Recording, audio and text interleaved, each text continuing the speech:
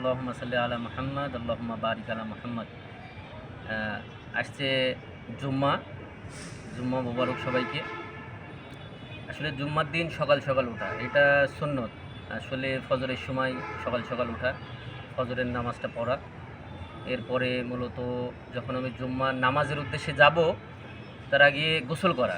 গোসলটা মূলত যদি আমি ফরজ গোসলটা করি এতে ভালো হয় আর কি।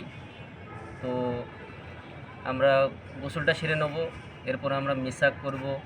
মিসাক করার পরে পরিপাটি হওয়া, যেটা হলো গিয়ে আপনার গোঁফকে ছোটো ছোটো করা, নখ কাটা, আরও যেসব আনুষঙ্গিক পশম কাটার কথা বলা হয়েছে সেগুলা করা।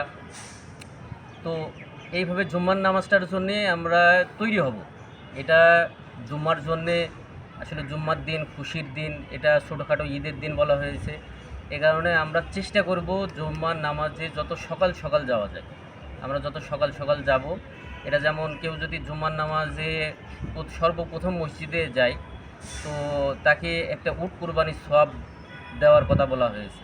তো এই কারণে চেষ্টা করব যে যত সকাল সকাল, যেমন 12:30টার দিকে আমাদের চুয়াডাঙ্গায় আজান দেয়, তো সেই ক্ষেত্রে যদি আমি 10 মিনিট আগে যাই হয়তো বা দেখা যাচ্ছে এই সওয়াবটা আমি পেয়ে যাব ইনশাআল্লাহ।